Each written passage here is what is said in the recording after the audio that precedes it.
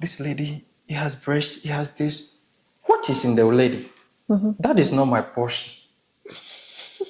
What I can do on bed is what I'm thinking.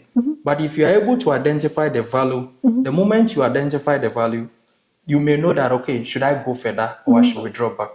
But when you are looking up to the physique of the woman, come on, you go. The same thing applies to my dear sisters. I always tell them on the TikTok, is looking, oh, this my guy, he has a nice skin. Oh, this guy has a nice beard. Come on. You are deceiving yourself. Identify the value. Okay. Guys, hope you guys are listening. Always identify the value.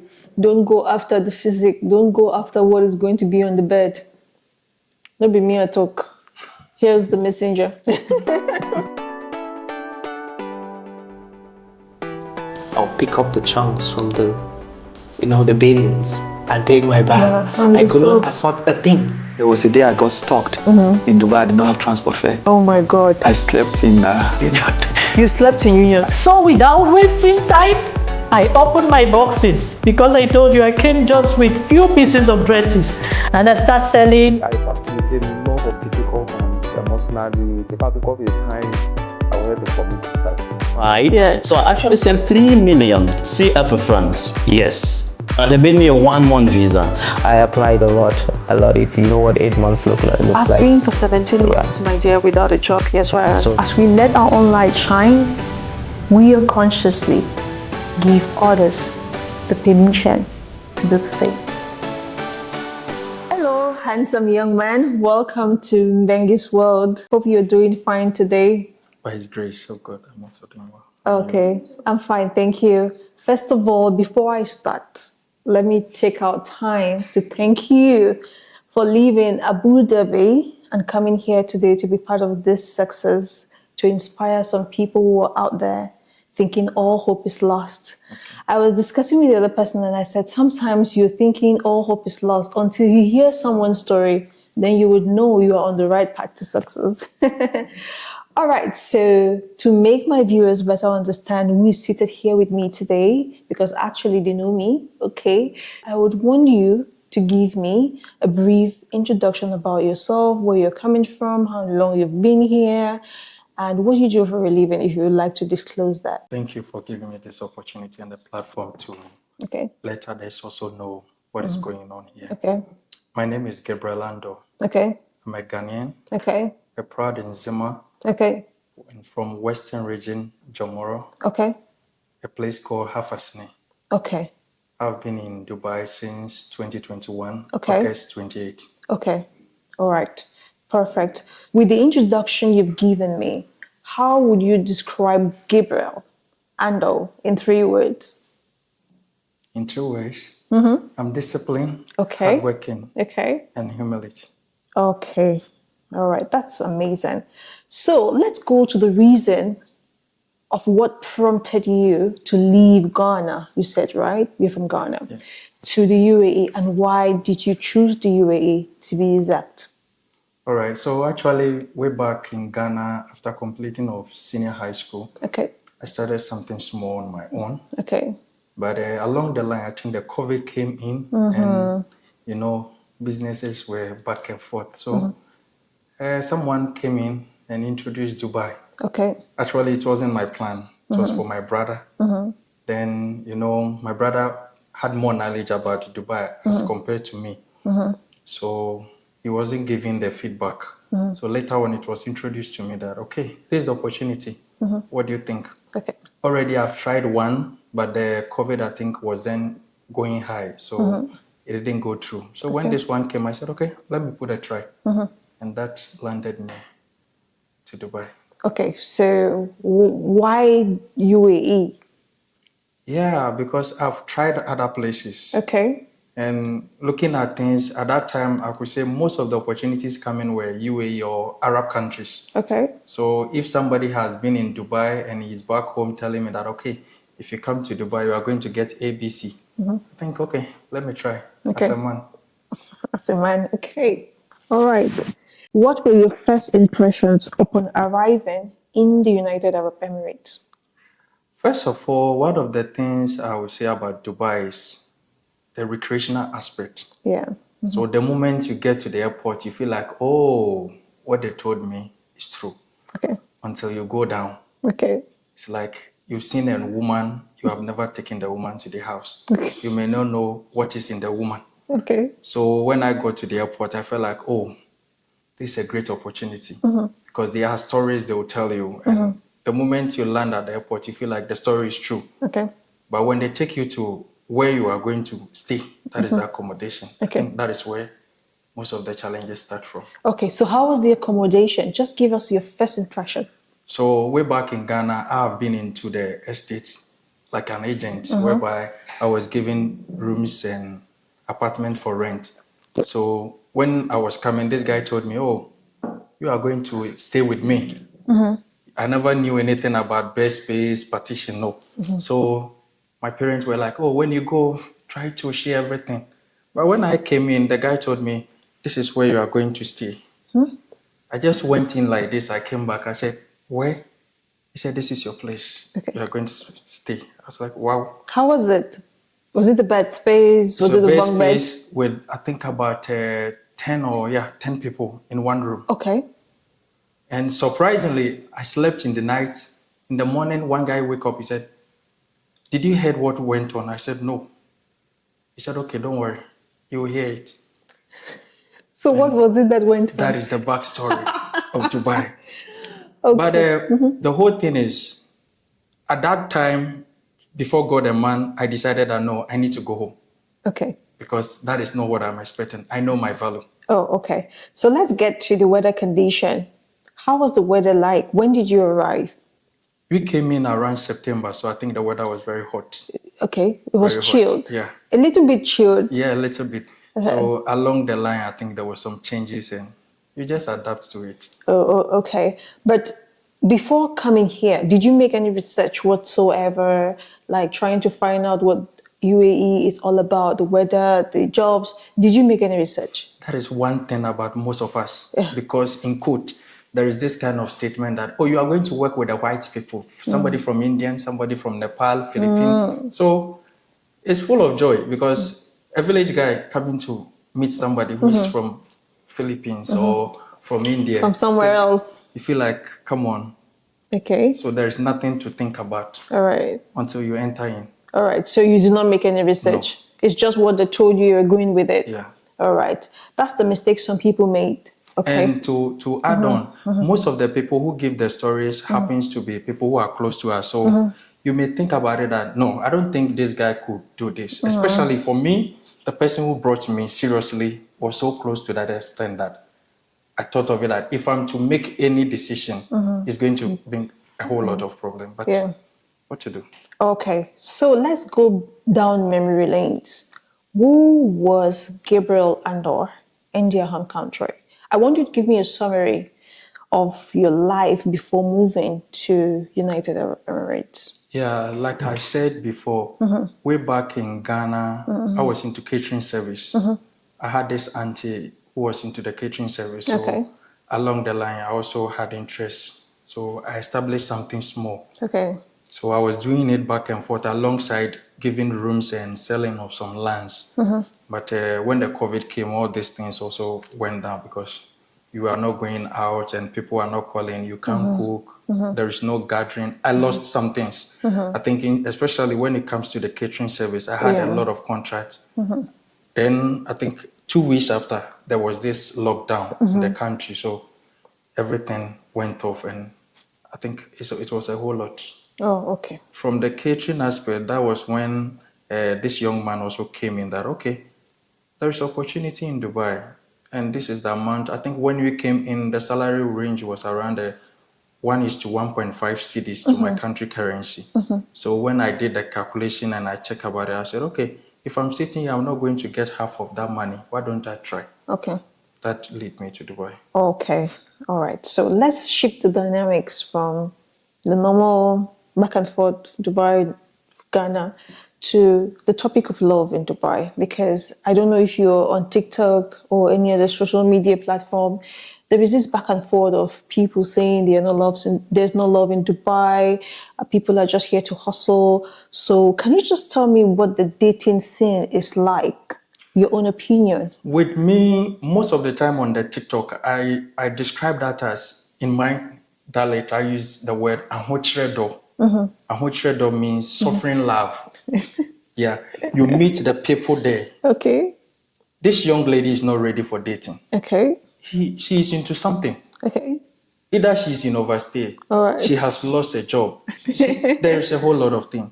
So what is the benefit for this person living in the country without a document? She's not having any money to feed him or herself. Okay, so this guy is working maybe in a restaurant, he's working in a hotel, wherever. At the end of the day, he get a salary. He has a petition. So if he's interested in me, at least I'll get somewhere to put my head. And at the end of the day, this guy also tried to help the lady to come out. There was nothing like pure love. So can she continue? No. She can't continue. And there is one aspect I also talk about it, that you live in a company accommodation. That is the partition or best space. Some of us, you were living in the company accommodation. You come out that you want to date. How much is your salary? Some of us came into the country from first of the day you started the duty till 1 year of the duty. All the money is to be paid for a loan in the house. Yeah. So how are you going to spend on this young lady? And anytime the young lady also asks you something, you feel like, oh, I love the girl. At the end of the day, you want to go down. You are not also ready to book a hotel. So you drop back and you come out, you say, oh, the ladies are blah, blah, blah. Me, I don't take it. It's you. All right. So I'm single, right? So where do you think I can get quality love in Dubai? Is there any specific place? In terms of the locations? Yes. No. It's about the value. You meet somebody, they are there. I will never say there is no true love in Dubai, because I witnessed an occasion whereby a lady from Germany came to Dubai to marry a guy.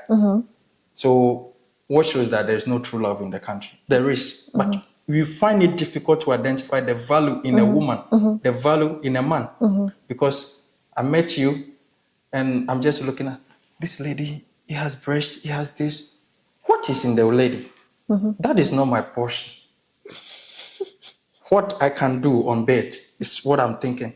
But if you're able to identify the value, the moment you identify the value, you may know that, okay, should I go further or should we draw back? But when you are looking up to the physique of the woman, come on, you go. The same thing applies to my dear sisters. I always tell them on the TikTok, is looking, oh, this my guy, he has a nice skin. Oh, this guy has a nice beard. Come on. You are deceiving yourself. Identify the value.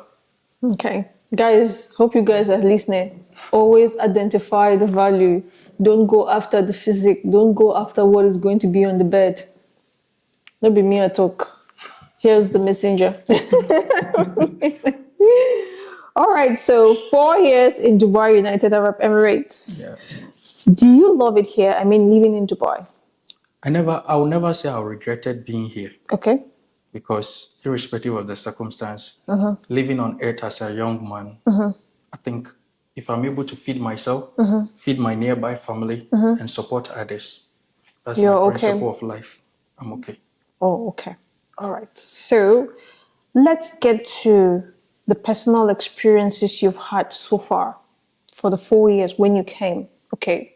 By these, I would want us to have a brief discussion about the living conditions, the housing, the job hunts, the employment, the visa change, like everything that has happened over time. Yeah. Right. I was lucky because though what I was looking for was not what I met, but I think I entered into the country 28th of August. I think on the 3rd of September, Okay. I was sent to a company to start duty. But the first impression automatically will be the accommodation. I didn't like it. But there is this thing I also put in mind, that I'm a man, and success without struggle can never be achieved. Definitely. So when I had that thing in mind, I decided that, okay, they told me I'll take this, I'm taking half. Let's try. But one of the things as Africans I've also realized is that we are not able to identify the problem to find a solution to it as early as possible. When I joined my company, my first salary delay, my second salary delay, the third one delay. On the third spot, I got to know that this company cannot help me. Definitely. Thank So you. what will be my next action? So I've also asked questions, and people are telling me, oh, when you get 6 months, your probation period is over. You can start hunting for a job. All right. So when I got to the 5th month, I started coming out with CVs. Okay. So 6 months, I started pushing CVs out. Okay. But there is a secret, or there is something that happened, I think I would say is by God's grace. Because I had an incident and I was transferred to more of Emirates. Okay. So at that point, I was working in one session. The guy who was doing that job was taking around 4,500. Okay. I was taking 1,100. And this guy is absent. So how will you do the job? I think you'll do it anyway and go your way. But God being so good on my side, on that particular day, I'll never forget. I was arranging the item. I met 5 people. I asked them, will you buy? They said no. Can I know the job title? I was at that time I was a stocker. Okay. A stocker to Carrefour. Okay. So I asked them, will you buy some? They said no. Okay. So I continued my job. But under normal circumstance, if that particular product is not your product, you have what is called facing. You arrange the item from back to front. Yeah. But at that time, I took a trolley. I went to the warehouse. I brought that same product to refill. I did that, I think, 2 times. And these people were still standing there looking at me. But when they were going, because already I've made my mind to leave the other company, when I came to more of Emirates, I saw that it's a very big place and there are a lot of opportunities there. On my break time, I go out there, the store by store, to ask for vacancies. So somebody told me that most of these company managers also come around, so you can try your best. So suddenly something clicked on my mind that, no, let me ask these people if they can help me. Okay. I asked one man that, oh, can you help me with the job? I can say, no, but you are working. I said, no, my salary is not good. He said, how much? I gave it to him. He said, okay, I'm sorry, there is no vacancy. But when they were about to go, he came back, he said, take this number and send your CV. In my mind, I thought he was helping me somewhere. Until they called me for the interview and I went there, and I'm telling you, to your surprise, the product I was arranging were for these people. Wow. Yes. You see how God do things? The product I was arranging on that particular day was for the people. So when I entered there, I looked at the reception, I saw the product, I did this. That was what I did. And I said into my mind, this is where I'm going to work. Wow. This is where I'm going to work. And that gave me something that I always on Facebook, TikTok, I talk to people. 4 keys. Maybe along the line, you drop it for them to know that UAE is about sacrifice. If you are not ready, go home. Definitely. Definitely. So from there, I went to the interview. They told me that, oh, okay, you will hear from us. Then one thing again happened. I think on the day I was to receive the offer letter, it was on my off day. So I decided to visit a sister. Then my company called me and said, why, we need you to go to one of the stores to work. Please, you need you. I said, no, it's my off day. So I didn't listen to them at all. And the supervisor rather, he got angry with me. But surprisingly, in the afternoon, I had a call. Please, can you check your email? There's a message you sent to you. I said, okay. I opened the email, and it was the offer letter from these people. Come on, I never read anything about it. I was just reading the salary. The moment I read the salary, I went off. I called the woman. I asked, should I come to your office or what should I do? He said, you can sign and scan and send it to me back again. I said, okay. So quickly, I did that. And behold, I will never regret being part of that company. So I went to the company that, oh, okay, I want to resign. They told me they want to take some money.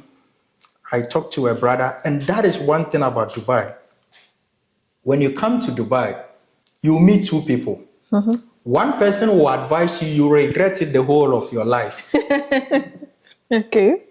2 people. One will advise you, you will regret it the whole of your life. You can never achieve what you want. The second person will advise you and that is all. You'll be moving. So I met this brother. I told him, bro, this is the condition. He said, what I can tell you is, without you spending money, you cannot achieve what you want. So spend. Said yes. Okay. So at that time, I've also saved some money. So I called my sisters from US, and they also gave me some support. And quickly, I paid the money. And to God being so good, that amount I spent during that 1 month period, the company also told me that just go around to fish some stores that you have our product there. They also gave me the same amount of money. Wow. Though I have not started full job, but they gave it to me. Then later on, they gave me a station. That is where I went to Abu Dhabi before I was in Ajman. I work in Ajman City Center, Carrefour. So from there, I went to Abu Dhabi. I started with the Carrefour in Airport Road. That was an evening shift because my documents were not through. Still in process. Then later on, I had my permanent station, and I've worked there, I think, getting to 4 years now. Okay. Bravo. So how many visa changes did you go for? I was lucky. I never went through that. All right. You're I one was very lucky. lucky guy. I was lucky. So how was so you did not stay in any bed space? No, when I came in, like the beginning, I stayed in a best For place. how long? That is the company one. For how long? Your first job was for how long? For 6 months. Okay. Like 6 to 7 months. Then I stopped. Oh, okay. All right. So the job hunts, just few job hunts. Yeah, a few. I never went through it. But the whole thing is that I'll tell people that most of our sisters or brothers out there, when they come into the country, ask them, but you didn't go anywhere today. He said, the agent is on it. He's looking for, the agent is on it. You can say that again. They don't want to. The agent is on it will never help you. Go out there. On my off day, I was having a bicycle, and there was this China mall. So I went there one day. I saw like, this place has about 2,000 stores. I can get opportunity here. So any of my off day, I try to go there just to walk around. I'll be going to store by store. But later on, I discovered that it seems most of the people they employ there are the whites, like they are Nepal, India. So later on, I started to move to different directions. So don't sit. Definitely. Don't sit. If really you came here for that, don't sit. All right. So were there days that you had to trek because you did not have transportation, or were there days that you have to go without food because you did not have money to buy something? Oh, no. For us, I think one of the challenges that I faced in terms of the food aspect was when the company delayed my salary. Okay. And that taught me a lesson. But that was one thing I did. I also never forget, and it helped me to establish a project I am on it, I'm doing for now, whereby somebody in my country, I have my own restaurant, I've not opened, but I pick orders like 1,000, 500, 200 people. I cook what I want to cook or what I want to eat. Then suddenly I came in, they are not paying my salary for me to get a food to eat. Then you know this our food you call gari. So one day in the morning, you were supposed to go duty. I was not having food. So I picked the gari. Then there is this syrup. Normally you put on cake. I just drop some inside. Then I add water without, what do you call it? Without granules or Without nothing. Nothing. Then I took him. You know, the idea I had at that time was that they've opened a door for me. Definitely. My parents or my sisters or whoever helped me to be in Dubai has opened a door for me. Forget about that person. Push life. Oh, So I decided not to call anybody. And I think that thing I did when I got to where I am today pushed me that, okay, you need to do something for some people out there. Okay. So could you describe your profession and how you got there? You've given us some small insights that you were arranging the counter for your previous job. Then they saw you and they asked, So describe what a normal day of your profession looks like. And disclose, if you want to disclose, just disclose the job title for people to understand. Okay, so I would say for now, I'm more like a sales executive. Okay. So you work in Carrefour. you work like a brand ambassador to a company. You work in Carrefour, but Carrefour is not the one giving us salary. You have our company, so our company give the supply to the Carrefour. Then we go there in the morning, depending on the timing of duty arrival. I have a 8 hours duty plus 1 hour break. Then I think on the Friday, from Thursday going, because of the weather condition, most people come early, come into the mall in the afternoon more as compared to in the morning. So you have a split duties that you also combined.